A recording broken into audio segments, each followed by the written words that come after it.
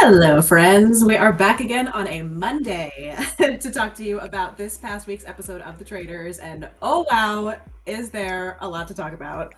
So let's get right on into it. Let's get ready to rumble.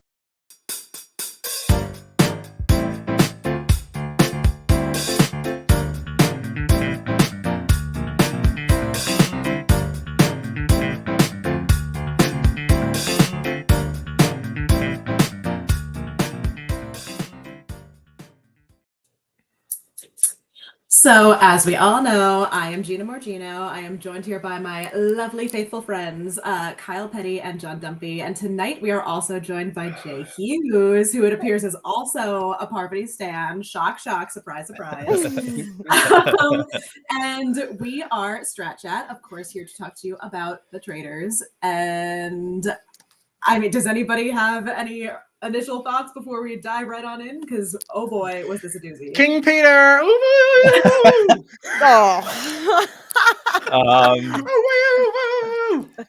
I got one thing to say. Gina, you said it was Monday. It's Monwan Monday. That's all. Oh, deepest apologies. I forgot to call it by its government name. I'm so sorry. Yeah. She forgot. And as you can see, I'm a little out of sorts. I'm in a new place. My microphone is not set up. I am out of my home. Deepest apologies. Yeah. I feel like we talked about Dan last time when we were talking about the Traitors, but like tonight, I just feel like he might be the worst player in Traitors history. It's so crazy because, like, not to totally jump the gun, but like, he has used exactly this strategy before, and it has been incredible for him. But in this setting, I don't know if this game is just too quick for what he's used to or what it is, but it just was not Dan's season. He had a rough ride. If we're on Dan, we're on Dan. And I got to say, watching Dan go down was probably one of the most satisfying things I had seen all week long. It just, yeah, I am just, it's just how cocky we are. And I'm sorry, this is probably going to get me crucified by the rest of y'all, but like even same thing for Parvati. I am so sick of seeing these people who think they're just so smart because you're completely downplaying Peter simply because he was on The Bachelor. I don't know why you think that simply because he was on The Bachelor. To be fair, so was I. Right. And it should not be done. Like you watch other seasons of The Traitors because, she watches them all internationally as well. You watch these civilians play the hell out of this game, and they've not been on anything. So like, why are you discounting this man just because he was on TV handing out roses? One has nothing to do with the other. You met your match. You came in here guns a-blazing thinking you were so much better than everybody else and you were humbled. Okay. A nice big slice of the pie we call humble.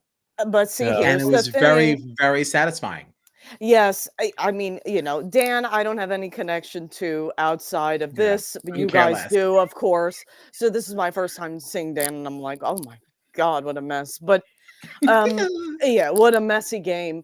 But it's really unfortunate that right, discounting Peter is ridiculous, absolutely ridiculous.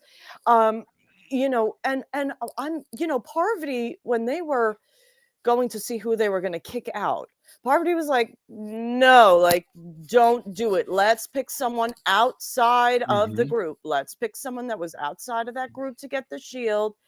You guys, I need this one. I said, excuse me. I said, no. You don't just get to say, I need this one. And then everybody goes, okay. Parvati, of all people, just is like, all right, let's go for Burke. It's just, it really shocked me that she gave up so easily there.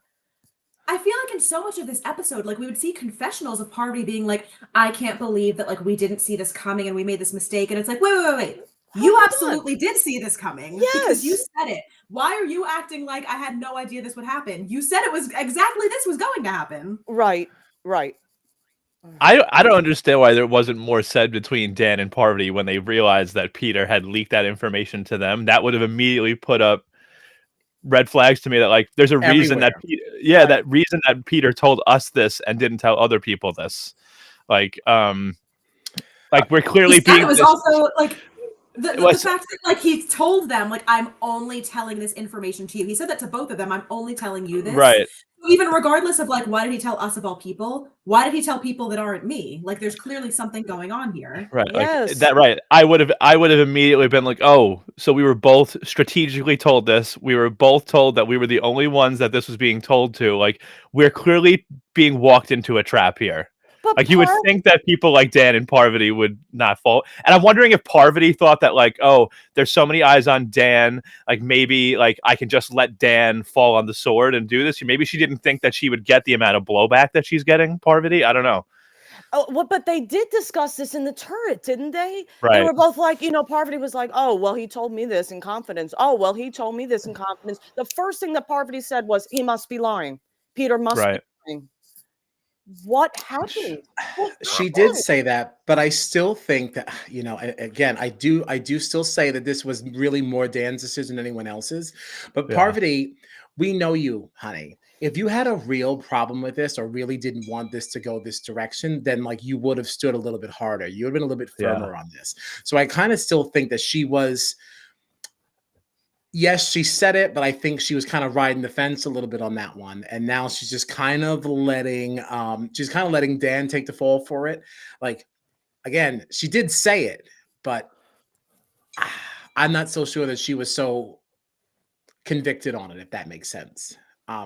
Because when Parvati believes something and she stays strong in her convictions, she's not pliable in that way. Right, you know what I mean? So just based on her previous history leads me to just believe that maybe she was a little bit more wishy-washy than they would allow us to think. Yeah, she had to be, because she wouldn't have let that happen. And it's not like Parvati's name hasn't come up before. I mean, this isn't the first time. So it's like, even so, like, let Dan have this one. Like, what are the implications now for you, though? Because you both exchanged it. You were told this information. It's going to come out that you have both been told this information. Doesn't matter how many other people have been told it as well. Whichever number of people have been told this are going to be on the chopping block. Right. So it's really surprising. And it's surprising how quiet Parvati was during this episode when she had the clear chance to throw Dan's name so far under the bus.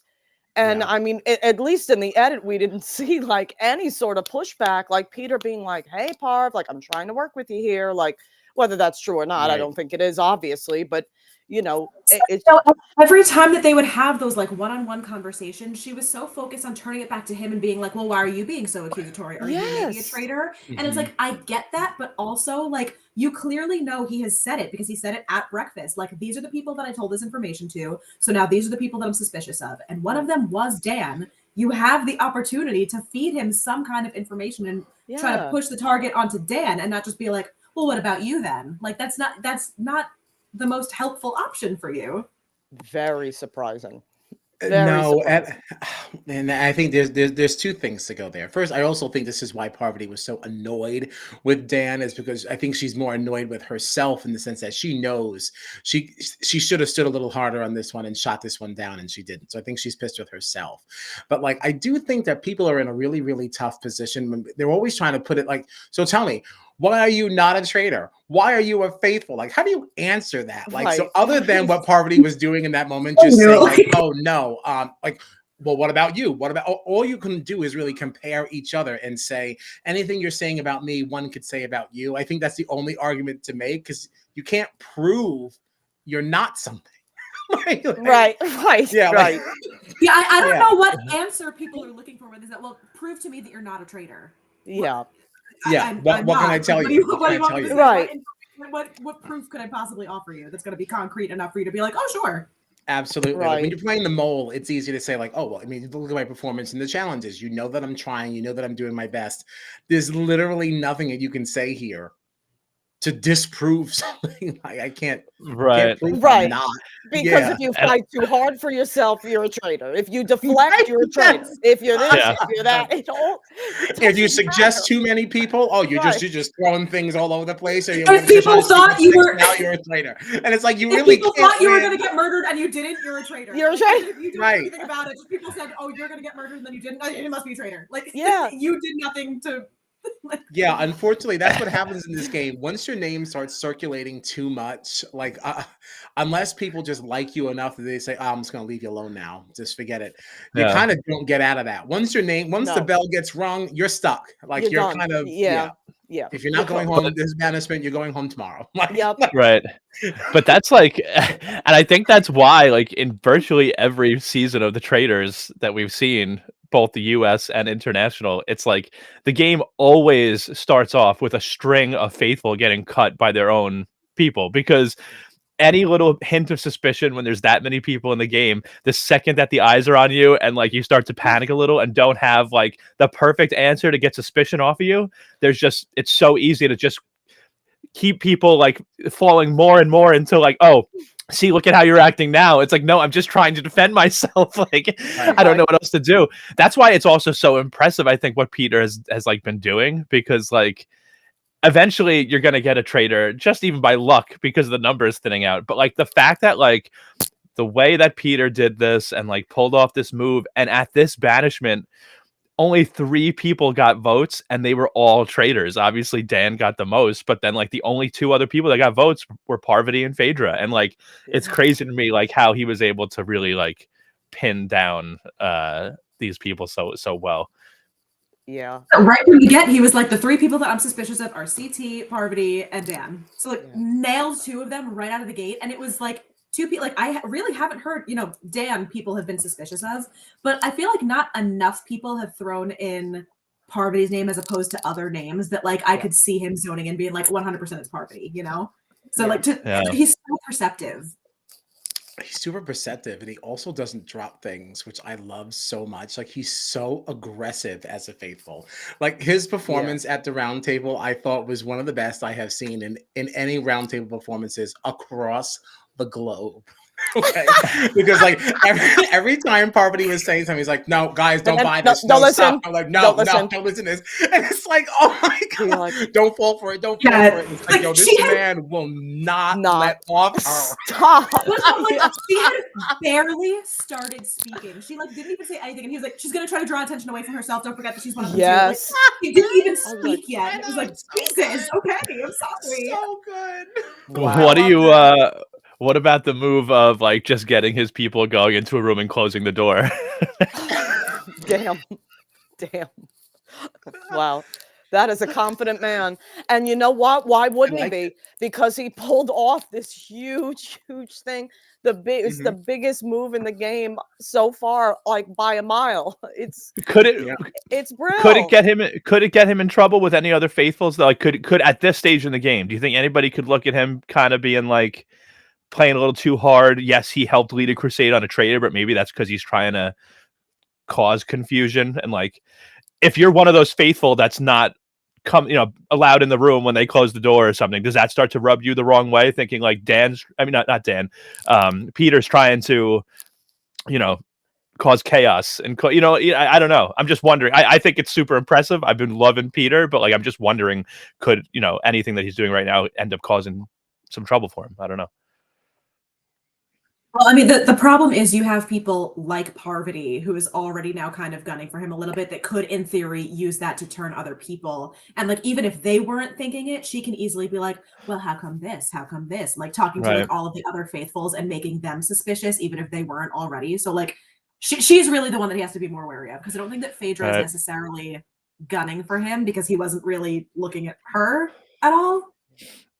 Well, I just wonder because, like, even like people like Sandra, I remember, like, after the banishment, like Peter's like group of 5 went off into that room and closed the door, and like then you heard some people making comments like, "Oh, should we go see what the most faithful of the faithful are up to in their closed door room?" Like, I wonder, and like it wasn't just like Parvati saying stuff like that. So like, I'm wondering, when does that kind of catch up to you if there's other faithful that are like, why am I not being included in these discussions? Like, I think it depends on if you're actually going to now exclude this person if they try to come in the room. I didn't see that based on what at least from what the edit showed us. It didn't look like any faithfuls were not invited. It's just that Parvati was not invited. So like, if you're a faithful and you know that you're a faithful, like I wouldn't be offended. If I knocked on the door, like, what's going on in here? Like, oh, Kyle, you can come in. I'd be like, all right, sweet. Right. Well, because they were talking about Parvati. Good. Right. Well, because there were two separate sort of times where like it happened where like once Parvati tried to come in and Peter was like, oh, just give us 1 minute, and he closed the door. But then it was again after the banishment, it happened again where like it were multiple faithfuls even making comments being like, should we go see what Peter's group is up to, like that we're not allowed to be in, like. So Yeah. there have been people making comments. That's all. I'm just wondering about that. Yeah, I guess we'll see. Yeah, I don't know if people are convinced enough that Peter would be a traitor. I think that he's set himself not only with numbers, but I don't know. I just feel like that just will be a name that just kind of floats away. But yeah, that's an interesting observation too. Because if I still think that you're also a faith, like I mean, even if I didn't like your behavior with how you're conducting these conversations, at the end of the day, I'm still playing this game. So I didn't really like that, but like I still don't think you're a traitor. So I'm not going to waste a vote at banishment based on your behavior. Right. Also, I feel like he kind of discuss. I feel like he also kind of like bought himself a little bit more time too, because everybody has been so loudly accusing everybody incorrectly.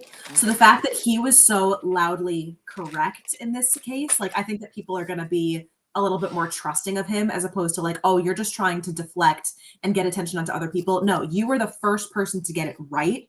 So I'm a little bit more trusting that like you're working for us rather than against us. Definitely. Yep. Yeah. Yes. Yeah. But we are all out of order. I don't even know. I know this. We went all. I don't think it matters. If you watch the episode, you don't need I know. all like chronological. I feel like there wasn't even really anything in the competition itself that was like worth noting, except that Sheree won a shield and can't be murdered. She doesn't need a shield. What a waste of a shield. Right. Who cares? Right. Her, MJ. It's just like, oh, who cares? Who cares? Literally not one person has said Sheree's name. Right. No. John Michael is in the chat. Is this our John Michael?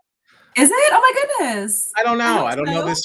What is this picture? Did we put I think it's our John Michael. I do. Our John Michael. Formerly of Big Brother Canada. If so, love to see you. And if not, welcome. No, I think it is. But to John Michael's point, that round table was freaking wild. Because I honestly don't know. I know that Dan's whole thing was to like do Dan's funeral part 2. Like that's clearly what he was going for with this, is just like do what I've always done. And like I know we were talking about like Dan's a little cocky and like that kind of thing, and like very much like he is so. But I do wonder in this situation, was there a piece of like, because I don't know. I feel like, yeah, Dan thinks that he's so good, but I feel like he doesn't understand that like because his game is like 15 years old and is so iconic that so many people know it by this point. So Dan's funeral in 2024 doesn't work the same way that it did the first time that he played, because people already expect him to do something like that. That is a clear cut, like textbook Dan Giesling move. And I'm honestly surprised that he went for Phaedra as opposed to Parvati, because Parvati's name was already being said. People were already suspicious of her. I don't really understand why Phaedra was where he chose to kind of like deflect onto. Because Phaedra had no one looking at her. If Dan wants, the best move that Dan made was bringing Phaedra's name up in that round table. That was his best move of the game. Nobody had any thought about Phaedra. Not one person said Phaedra. If Dan is going to do something in this damn game, if he can't be the traitor that wins it all, he doesn't need to do anything for Parvati. Parvati's going home next. If she ain't going home today, she's going home next. What can I do to blow the roof off to this game? And that's bringing up Phaedra. And we already see Trishelle's reaction to it, saying like, oh, well, now that Dan brought this up, she must be a traitor. What's so wild to me though is that like it seems like Trishelle was, from the edit at least, the only person to take that seriously. Like everybody, Dan is talking about Phaedra, and everybody, even like Kate, who like has not been a part of this game at all, everybody's like, okay, well, why? Because she said, "Oh, Burgalicious." Like, what? I don't understand where you're coming from with this. Like, what is your issue with Phaedra? And that immediately fell by the wayside. Nobody cared about Phaedra, and even afterwards, nobody's talking about Phaedra except for Trishelle in that one confessional. So it's like, how is this completely flying by the wayside? Well, see though, I'm sorry. No. Go ahead. You go ahead. I think we're both on the same wavelength there, because I feel like Trishelle is in that inner circle, like Peter's inner circle. Right. So if she comes and kind of has this information, maybe it could turn into something. That's what, 5 people?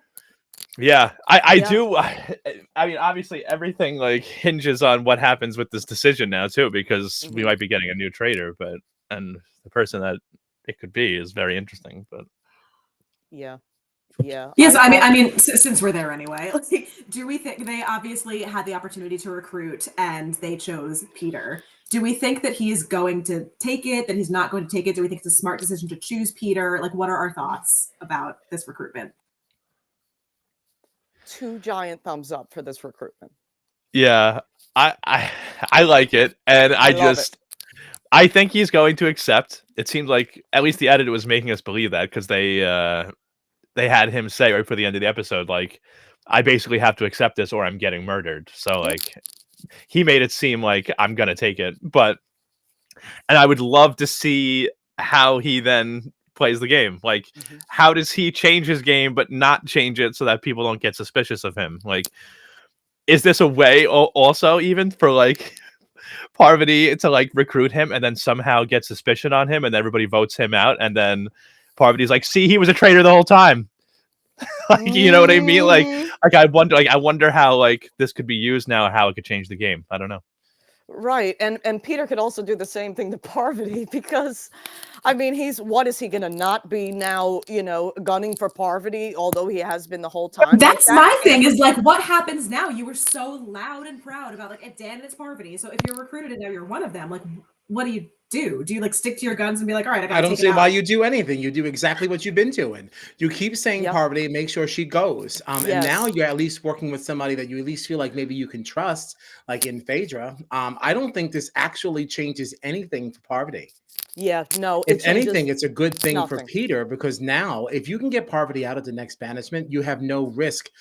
Well, I mean, you weren't going to get murdered anyway because now you're recruited, but like, you're good, because no one's going to think that you are a traitor at this stage unless Phaedra starts to plant some new seeds or something like that. But I don't think this actually improves Parvati's spot in the game at all. No. Right. Now I'm just more excited. I'm more excited about just to see what Peter does with it. Right. This could be how Peter wins the game. Yeah, I feel like he's got a really, really good shot if he gets recruited. I mean, even if he doesn't get recruited, if he gets recruited, I think he's got a really easy shot to the end. But I was also wondering too, because like the obvious thing, they said it in the turret, and then Peter said it when he got the letter. Like the obvious thing now is like, oh, we gotta murder Peter. Like we have to get rid of him. But I wonder, like, is that the best? Like, if you were to not murder Peter, is there a world in which it can be like, all right, well, murdering him makes it clear that like it is Parvati because now she knows that he's coming for him. If you let him go, what is the benefit to that? Like, do you now allow him the opportunity to cast more suspicion onto Parvati, or do you use that as like, well, clearly it's not her, because if she was a traitor and she knew that he was gunning for her, she would want him out, but he's sticking around. So are they keeping him around to throw suspicion onto Parvati, who's not a traitor? Like, is there some kind of a weird reverse psychology they can use that for, No. I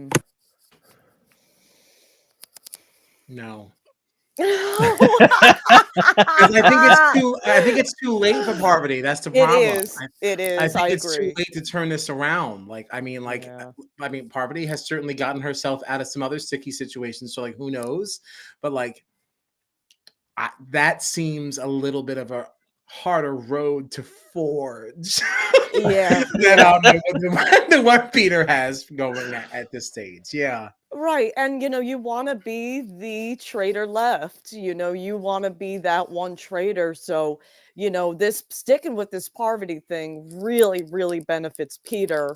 And, It does. you know, and it benefits Phaedra as well. I mean, It you know. benefits Phaedra for a moment, but like just like you said, Trishelle already now has eyes on Phaedra, and that's what happens now that this bell has been rung because of Dan. So like all Peter has to do is now after we get out Parvati, let's pivot to Phaedra and we carry on.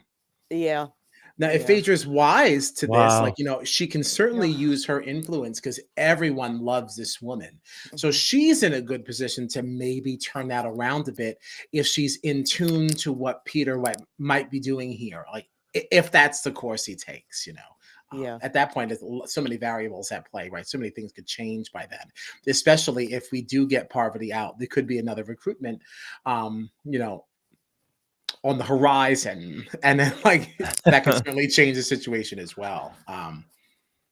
John Michael says, I think Peter not getting murdered will put him in the hot seat. You think? He said, this is a great play because Parvati can really turn this narrative on him. True. I think that Peter can also kind of use the fact that he wasn't murdered. You don't have to even discuss the recruitment. You can also just say, clearly she didn't murder me because she knows that I'm on her back, and that if I did get murdered, it was because it would have just shown that like I wonder though if so I wonder there's if a way to spin your way out of that. I do wonder because Alan is always very vocal when he comes into breakfast and like something is afoot. I feel like he's gonna come in and be like, oh, there was no murder because there was a recruit. Like he's gonna like say some kind of a thing of like another traitor was recruited, nobody got murdered last night, and might try to like I feel like Alan would just like straight up tell them like the reason there wasn't a murder is because they gained a number or something. Like I feel like he's usually kind of open. Oh yeah, he'll definitely tell them. Yeah, he always tells them that. No, I don't know if you get to. I don't know if he'd be able to use that to his advantage if they already know that like they actively didn't murder someone to recruit somebody else. Right. Which could be the way that Parvati then spins it back and say, yeah, no, looks like they recruited and blah blah blah. But I don't know. I think Parvati. I know. I think she's cooked. She is cooked. Any which way, a Parvati is cooked, and that's the hardest thing for me to say in the whole wide world. I know it is. I know it is. That's your girl. That's your girl, and that's been your girl. Those are your oh roots. my God! Yes. From, right. Right. Yes, that's right. So yeah. right, I we get watch. It. I get it. Yeah. So it's tough, but no, there's no path forward for Miss Parv. Oh God, Miss Parv, the lady Parv, Lady Parv. The lady shadow. Queen stays queen, Parv. Yeah. I feel like she's another one that like, and you know, Kyle was kind of touching on this earlier. Like, I feel like she's had a bit of a rough road because she got a little too cocky. Like, I still say, granted, no one was able to like clock that it happened in the moment and it never got traced back to her, but she was being so obvious about the way she was walking around with that chalice in the house. Like she was just like making drinks, playing bartender, trying to hand it to literally every single bartender. Like, girl, I'm gonna need you to be a little bit less bold. Yes. Chalice, what are you doing? I know, and still nobody knew. And it was funny, like thinking about like an episode later, 2 episodes later, somebody being like, okay, maybe it was Kate being like, I wouldn't accept a drink from Parvati. I was like, oh my God. She was literally the bartender. Yes. She's like, I'm bartending this evening. It's me. I'm the bartender. Hello. I was like, oh my God, my girl's going down. She's going down. It was wild. I was like, girl, you're better than this. Right. And I can sue like the one that she was handed to. She's like, la, la, la, la. She was, poor Epic was not long for this world. Parvati just walking around, basically just like, I have a very special drink just for you with a wink. Like this old crusty ass thing. Oh my God. Oh, it's good stuff, you guys. I will say that it was Parvati that actually kind of made me fall in love with MJ because I didn't really know anything about MJ going into this. When Parvati was like, I already knew I couldn't get MJ to drink out of this rusty cup. I was like, now I like MJ. The fact that she has already commanded enough respect that people know, don't be giving her no messy cup. Yeah. I said, okay. I said, I'm down for MJ for sure. I don't know what a Shaw of Sunset is, but I'd check it out. But I'd look at it. That one of like MJ's there, so am I. I don't know what this is. I've never heard of this before. Right. Very fun. Very fun.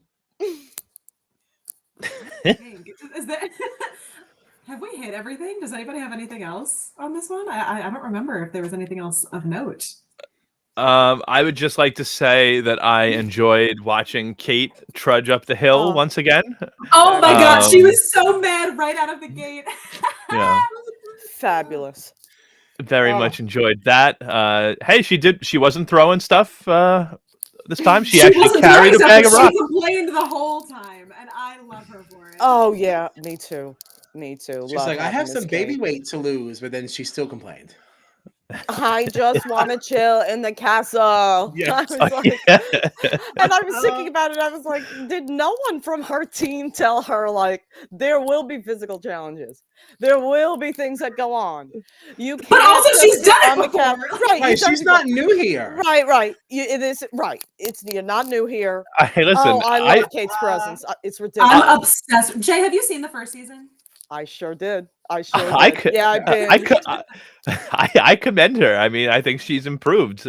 I think her performance in this version of this challenge was better than last season, where she was, literally throwing money away. Right, but she got to the end by being miserable. It was amazing. What a job. Yeah, well, we love it. We love it. That's what she said. I thrive when I'm miserable. She said, I thrive when I'm miserable. It's just like my favorite thing about Kate, we've said it here before, but Jay is new here, so we're going to talk about it again. My favorite thing about Kate was how much she begged to be sent home.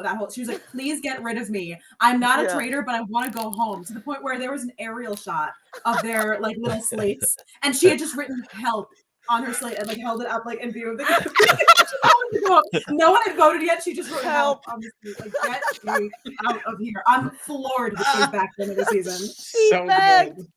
It would be awesome if she was just somehow part of every single season of the Traitors that ever happened. Like, even if she didn't play the whole season, like she just was somehow made an appearance every season or something.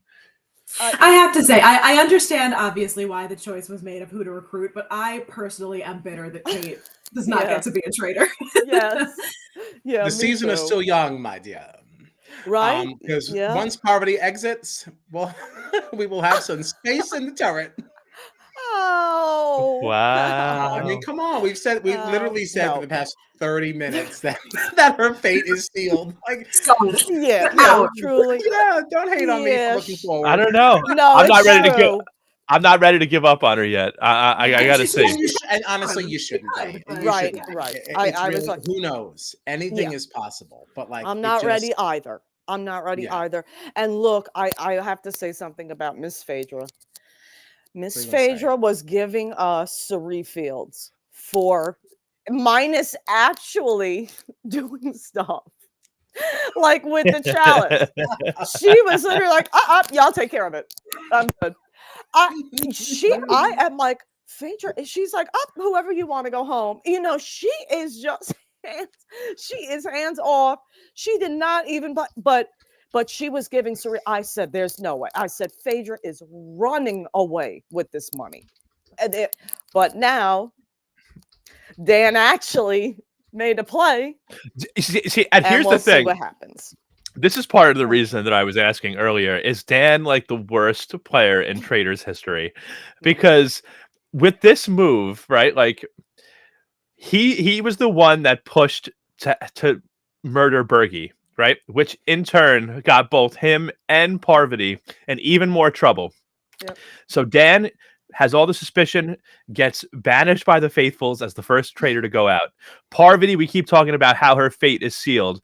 And then, because of Dan's push on Phaedra at the banishment roundtable, Trishelle now is looking at Phaedra. So Dan's one move here has caused there to be suspicion on every single traitor. Like, his one move that sunk his own game has now like put at risk both Parvati and Phaedra's games even more. And it's like, just his one move. This might be the worst move in Traitors history. Dan might be the worst player in Traitors history.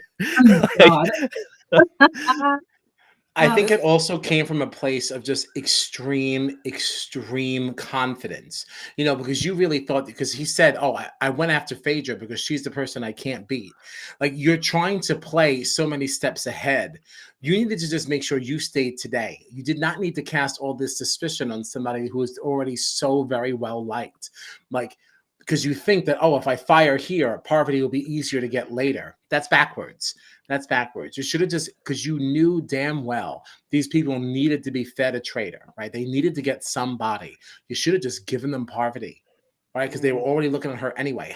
Peter has not been coy about sharing who he thinks the traitors are. So why I was so shocked he went for Yes, Phaedra. why wouldn't you give them Parvati and then come back to Phaedra later? But no, we already just assume that we're going to outlast all these people. So like, I'll just focus on Phaedra, get her out first, and then I'll work. Lame. I So thought it was, cocky. yeah. Well, I kind of saw it as like desperation, like a desperation play. I think more than a cockiness, because like, we see Dan be like, before this episode, like, now I have to play a completely different game. It's like, you can't do that. You can't just pivot so hard, because you're just showing your hand even more by doing that. And again, like I said before, like I think it was more Dan saying, like, if my fate is sealed, Dan's fate was sealed to me. There was no way he was going to talk himself out of this whole thing. So what is he going to do? He's going to make one final push for his little swan song and get the hell out of there. Like I said, blow the damn roof off everything, because he can't win it. Yeah, like the thing that's crazy to me is that, yeah, he kept saying like, oh, now I need to play a completely different game. But this roundtable is not a completely different game for Dan. This is what Dan does. He lays low until his back is against the wall, and then he blows everything up.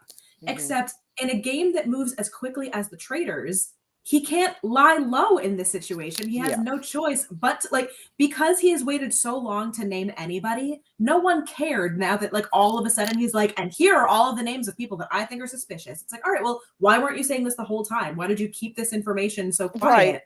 Right. In the hopes of like, oh, well, I'm just going to wait until I'm 100% positive. No, give me names ahead of time. So why now all of a sudden are you so certain that this is the way that it's going to go down? Right. Yeah, Dan, he really, and it's like he didn't have good enough evidence. He didn't have good enough reasoning. I mean, it was like, did you see her breakfast reaction when she said burgalicious? I know. Oh my gosh, she makes me cringe. And how do you explain the breakfast reactions? How do you explain the breakfast reactions? Like, what the fuck does that even mean? What are you talking about? Right, like you don't think that Phaedra's gonna have because, well, she's a very smart woman. Number one, number two, you don't think she's gonna have a rebuttal for why she went over to Larsa to console her? What do you do? I mean, yeah, right. You waited all this time to talk about a breakfast reaction about burgalicious? I'm sorry. Good night, Dan. Good night, Dan. It was time for you to go. Of it with all of his bullet points and his categories. I would have sat there That's like, not enough. Shut up, bro. Can we just vote? Can we just vote? Shut up. I'm going to sit here like I'm one of your pupils. That's how he's talking to everybody. Yes. But again, like, disgusting. Let's play a game. Let's play a game. You can play a game. You can play that game on the way out, boo. Right. Yeah. But unfortunately, that game has been seen already. They're well aware that this is what Dan does. Like, that game worked 15 years ago. We've all seen it now. We know what you're doing. We know that this is how you deflect. Like, we've all seen you do it. So it's not shocking that this is how you're going to play. Dan's funeral is the most iconic Big Brother moment in 25 seasons. Everybody knows about Dan's funeral. We know that that's what you do. But you're playing this game with people like Kevin who didn't even know what the challenge was. Like, these people don't actually know who he is. I will at least give Dan that. Like, the people that you're playing with are probably not as familiar as like we are. Right. But I challenge. What challenge? Like, I mean, like these people. But I feel like I also feel like maybe not necessarily people like Kevin, but like a lot of the people in this season of the Traitors like are going to be more savvy than the average cast of Big Brother 15 years ago. You know what I mean? Like, so that might have been your game that worked for you on Big Brother. The two times that you played it that, had you win the season once and get to the, final two another time. But like, you're playing with a bunch of people that have all been on reality TV before. A lot of them have played competitive games where politics and social games are an important part of this. Like, this game, whatever you're trying to do here, Dan, is not going to work. And like, the fact that like at this round table, like he didn't have a single person that like he could point to be like, I've had this suspicion since day one of Phaedra, and I even spoke to this person. Like he didn't spend a single second in this game trying to get like one person that really trusted him, like outside of the Traitors, that could like he could point to and be like, I've been working with this person and we were talking about our suspicions and this and that. He just has not had any conversations, any moment where he's tried to build any trust with anyone. Yes. That could have maybe backed him up at the round table. It was just everybody waiting to see what's Dan gonna say. Like he's been playing so quiet with his, cards so close to his chest. You didn't think to pull one or two people in to be like, this is where my head's at. Yeah. Like the whole time you're in there, you didn't think to do that once. Like, yeah, Right. Yeah, big problem. Big problem. Yeah, you're so right, John. Parvati ain't gonna fight for you if your back is up against the wall. She's gonna throw your name to the wall. Bye. That's the only person you talk to. It's the only person you talk to. Right. See ya. And he knew that when they recruited her. Right. Yeah. Right. Yeah. He knew exactly what she was. I forgot she was a recruit. Yeah. Yeah. Because Miss Parv has been doing a lot of work over there. Dan and Phaedra sitting there. Oh God, man. Well, I'm very excited to see what the dynamic looks like. I mean, Peter's obviously going to accept. I feel like, but I'm very excited to see how that kind of shakes things up. Yeah. I'm also really glad that it seems like with this recruitment, it said that Peter has to join them in the turret immediately. So I feel like that means that the next episode we're going to pick up with Peter, well, either going to the turret or declining the invitation. And I'm thinking he's going to accept. So I'm excited to see what that initial interaction is like. But then like the immediate confessionals that we get, because it would be very interesting to see Peter being like, Parvati thought she was going to have me by recruiting me to the Traitors, but I'm still going to tell everybody to vote for me. 100%. Totally. Or is he going to shift completely? I'm curious to see how that's going to all play out. So yeah. It's going to be interesting. Oh, it's good stuff. For sure. Yeah. Yeah. The Traitors. Are you affected? I appreciate your Spanish. I like it. I don't know what this is, but I love No, I like it. I love Alan. Jay, you'd be a great host of the Traitors. Thank you so much. Thank you very much. I'll call him up. Look, I have some good looks too, Alan. Step aside. Step aside. My turn. Step aside. All right. I mean, I feel like that's all I had. Does anybody have anything else to add to the conversation? Would you guys want to be a faithful or a traitor? I feel like I'm too stressed out to be a traitor. Yes, me too. That's my answer. I would panic. Yep. I mean, yeah, I would love to say that, like, I'd love to try being a traitor, but I think the stress would be too much for me. Yeah, I don't think I'm a good enough liar, honestly. Yeah, I would have a very difficult time, I think, trying to keep everything straight if I was a traitor. I'd be too nervous I was going to slip up, and then that would cause me to slip up because I was freaking out about it so much. John Dunphy's breathing too heavy. I felt him breathing next to me at the table. Although I will say, rustle of his. John took a lot of heat for his breathing early on, and now people say that he's the only one they're sure 100% is a faithful. That's what people are saying. It's also so dramatic in that round table. I could not stop laughing. Like when he voted Dan and like his whole like monologue about why it was gorgeous. I was like, is this Shakespeare? Your punishment should be banishment from this castle. Your treachery. I loved it. Treachery such as this very fun deserves banishment. I was like, oh, that is gorgeous, John. Yeah. Wow. I don't know. And I say to you, you should be banished, sir. It was great. It was really, really He was giving comic book villain. Yeah, sure. Yeah, I enjoyed it a lot. I feel confident in my ability to play on either side, but Yeah. I would Okay. want to go out at the 80% mark of the game. You'd want to There's lose? Go I would want out. to lose. You want to I just lose. want to play, but I do want to lose because I don't want to go to the final because there's no version of me that can handle that on either side.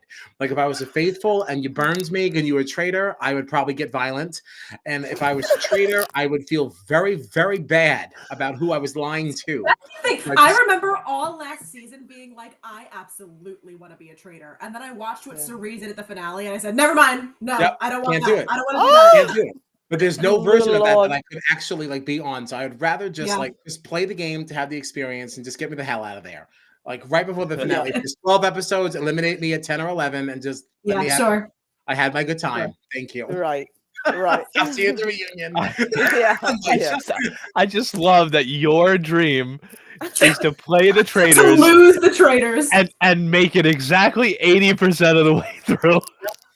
And then get rid of me. That is your dream. Get rid of me. Because I have no interest in the end game. That there's no good end to this game. When you even as a viewer, when I watch a traitor win, I don't feel good. Like it's like okay, good job, but like ew. Like it feels icky. Like it never feels good when a traitor wins. And like the odds of all faithful winning at the end. Not high. So Not high. Not high. Not high. Just get rid of me. Just get rid of me. See, I said that I loved. I've been rooting for the traitors, but I think that I'm rooting for the traitors because I came from my Survivor girlies, and you know, like I'm like, okay, Jay, like, would you be swayed the opposite way if they weren't your Survivor girlies? Would this be different? But I was like, I was so fascinated by like, oh wow, like I'm rooting for the villains of the show. Like, oh my gosh, but I'm always on the traitor side. I don't want those faithfuls doing anything. It's awful. It's terrible. I agree with that though. I am on the traitor side until we get to the finale, and then I feel sick. It's a hard watch to me. And I feel sick. It's like this doesn't feel right. I understand that it's a game, but it feels so different from Big Brother or Survivor. Like it just feels so. That finales of season 1 was. And if you thought that was rough, there are rougher ones out there. Yeah. Okay. I got ends. No. Yes. Okay. All right. Well, I don't know if I can handle rougher ends. I'm like, that was really something else. The end to season 1 of Australia, that was my God, that is wild. That might be my favorite season that we've ever had of the Traitors. Yeah, I haven't seen any of the international ones yet. Yeah, season 1 of Australia. Okay. Season 1 of Australia was just phenomenal. Oh, that was really rough end. The end of season 2 of UK, really uncomfortable, really rough end. And I have to say, the ending of Australia season 2 was different from anything I had seen, without spoiling. The road there was rough, but I will say the ending was actually satisfying. And that I'll just leave it there in case somebody actually does decide to watch it. Now, refresh my memory. The international, we're the only one that uses influencers and like people of note, right? Everybody else is all randos.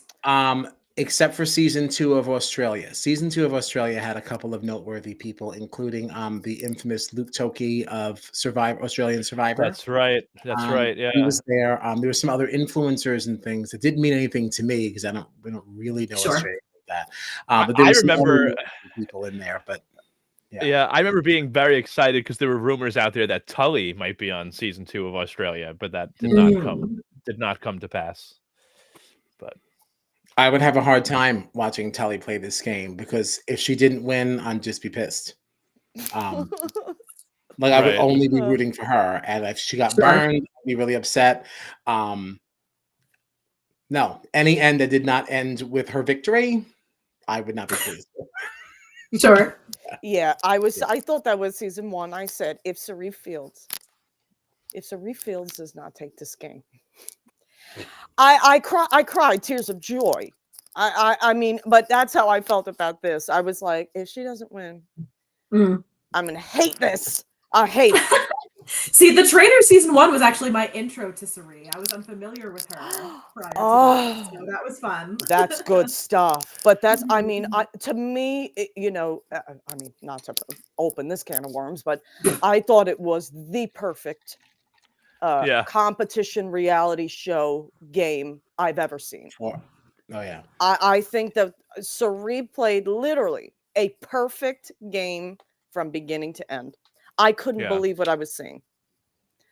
So it's so funny to me because like Suri is such a legend, especially like in Survivor, and we have now talked about Suri on this podcast twice, and both times it was for a show that was not Survivor. Yep. That's so wild. Traitors and Big Brother. Yeah. Like it's so funny. Yeah. Her influence is far-reaching. Oh yeah, far and wide, Mystery Fields. I do want to finish Traitors Canada. I had started that, and I was about 4 episodes in, and I was truly enjoying it, especially the host. She's super fun as well. But I got busy with something. Something else was going on. It's probably just Big Brother and like, I don't know, a little thing called life. So, Right. Yes, I kind of fell out of it, but that feels like a really good weekend binge. Because you know, our friend Kuzi was on there, so yeah, our friend Kuzi. Our friend Kuzi. Never spoken to a woman in my life, but so I don't consider she's my friend. Yeah. But yeah, oh yeah. I have one more thing to say, and it's this. Yeah. Manwan Monday. Who could have seen that coming? And that's it. That's all I've got. All right. Okay, well, Sounds on like that note, we will be back with you on Thursday, of course. At 8 o'clock, we are talking about the Challenge 39. And then we will be back again at 10:15 to talk about this week in Survivor Australia, which has also been a very fun watch. Good times had by all. Yeah, I'm watching the next episode right after this. That's my I'm so excited to catch up. I haven't watched since we last talked about it, so I'm excited. Oh, terrible information. Yeah, no, listen. For Australian Survivor, hop in the chat and get into it, you know, because you'll never know who you might find in there. I know a current cast member was hanging out with us last week, so happy poppin'. Wow. Yeah. Yes, Matt Blevins, I already said I am home for a baby's first birthday, so I am not in my normal place. Baby's first birthday. I think he's fishing. I think he's fishing. I know what he's doing. Yeah, right. Lido. Okay, well, now that John has taken over my night twice. Oh my God! Please. Anyway. But yes, we will be back with you on Thursday. You can find us, of course, on the socials at Strat Chat Pod. And you can find us audio only anywhere that you listen to your podcast, Apple Music, Spotify. Leave us a nice review because we are nice people. Thank you so much, Matt Blevins. I'll pass along the birthday wishes to the baby. But yeah, we will see you on Thursday. Goodbye, friends.